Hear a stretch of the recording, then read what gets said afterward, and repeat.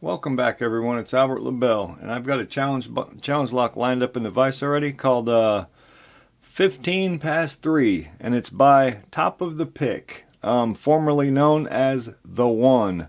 Now, fantastic picker, fantastic guy.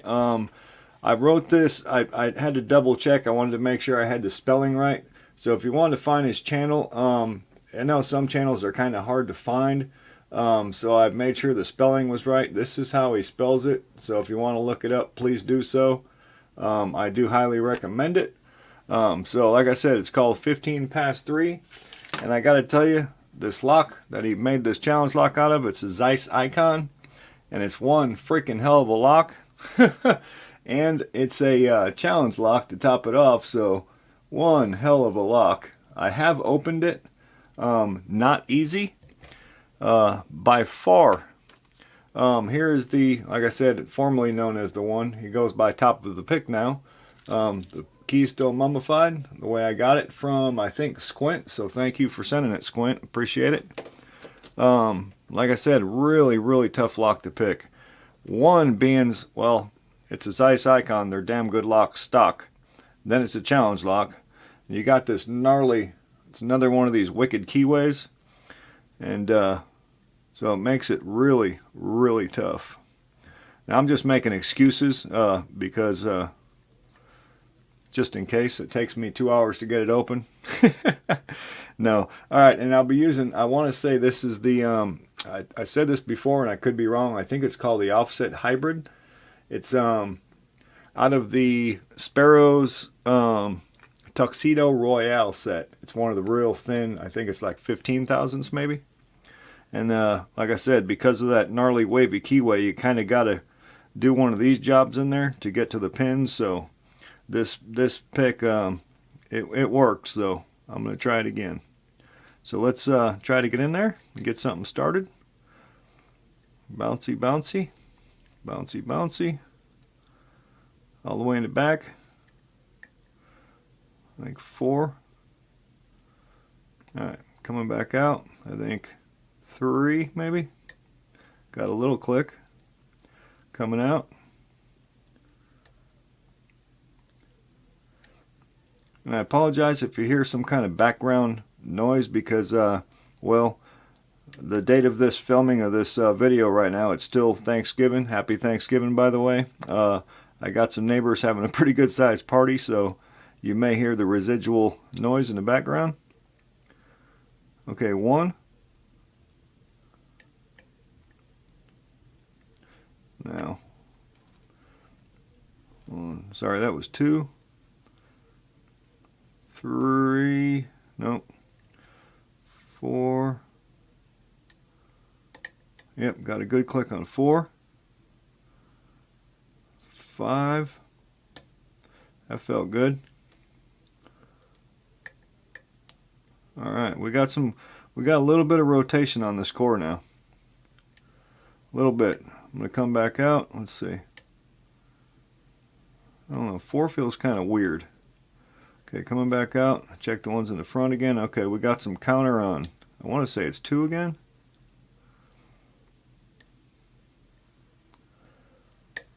Okay, now it's... Hopefully I didn't overset it, but we got another click out of it. 1. Yep, feels like it's set. 2 again. So 1, 2, 3, 4.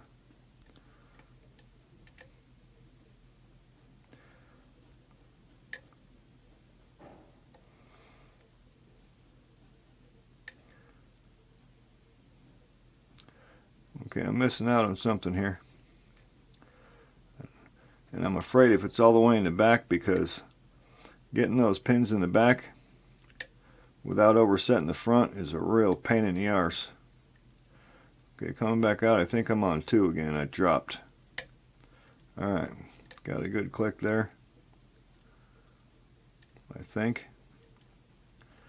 Let's see. 1. I'm not sure 2 is done. Maybe 3,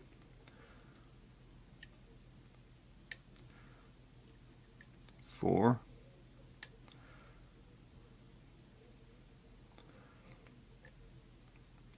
We got a good turn on the core.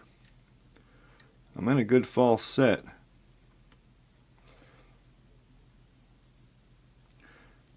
Like I said, I'm working on them pins in the back and trying not to overset the front, and it's a real treat.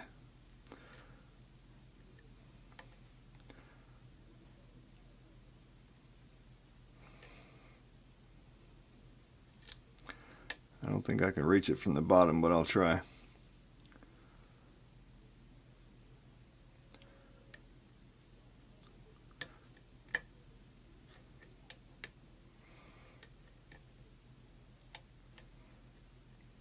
No, not really. All right. Hold on. Let me try this. Let me try this second one again. There we go. Maybe it's set now.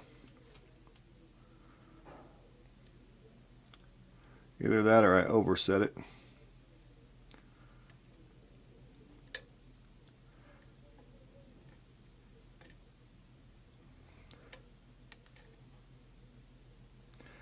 Huh.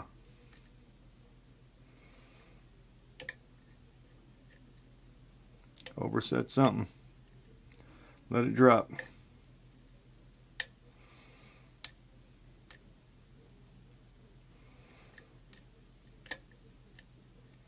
All right. Back to the front.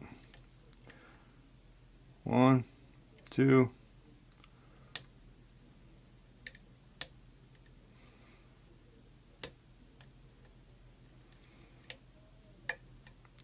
There we go.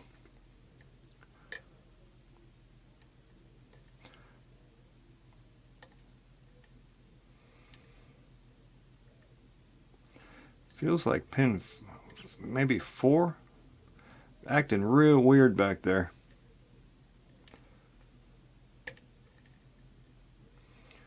Let's see, every time I go to set it. Okay, I got that false set back. Every time I go to set that pin in the back, I drop something in the front.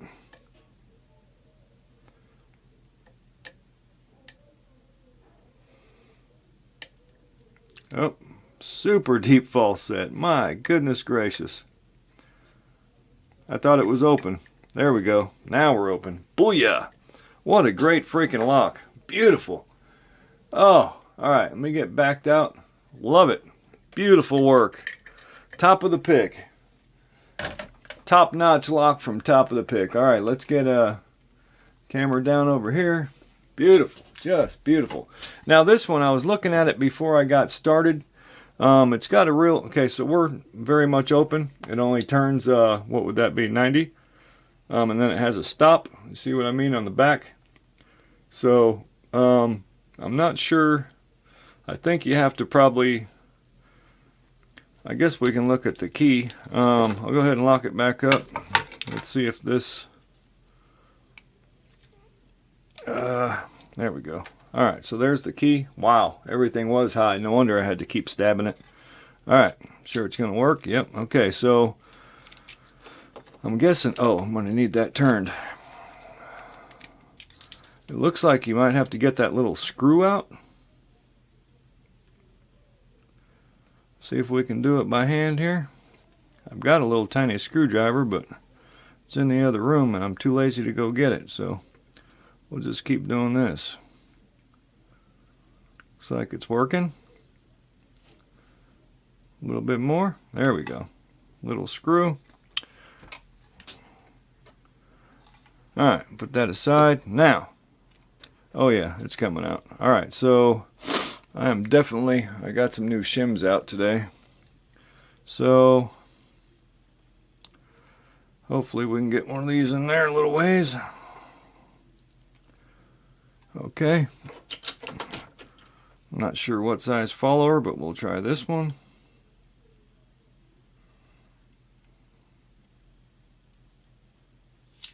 We got it. Alright. 5-pinner. Kind of thought it was. Oh yeah, they all needed very much picking. Alright, let's get them laid out and see what we got. What a freaking great lock. See, and I know these locks, these ZEISS IKON, they're fantastic locks, stock locks. They're just well made, good tolerances. And then you go and put pins like this in there, and you got a nightmare. And it was fantastic lock. We get some specs on. Sorry about that. See what we got in the core. A little pointer. We've got, let's see, threading in 2 and 3, but only the top part's threaded, looks like. And then it looks like an undercut, maybe? Nope. They're just very lightly threaded in 5. Let me just show instead of tell, maybe. If I can get it to focus. There we go.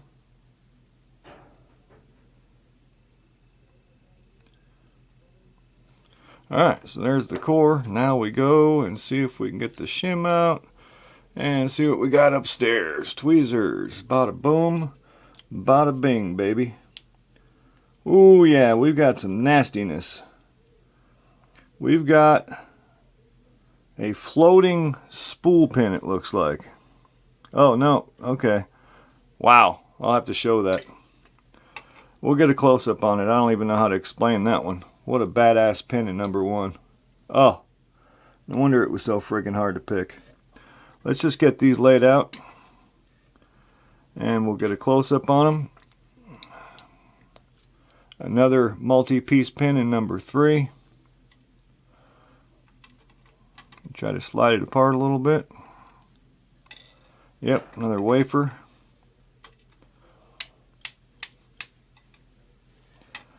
Little spring.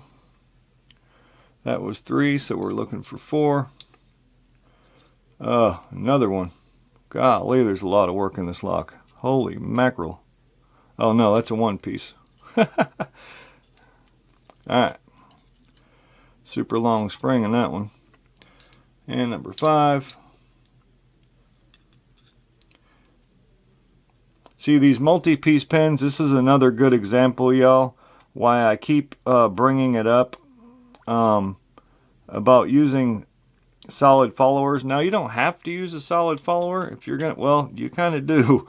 I would highly recommend always using a solid follower, but sometimes we can't, and that's okay.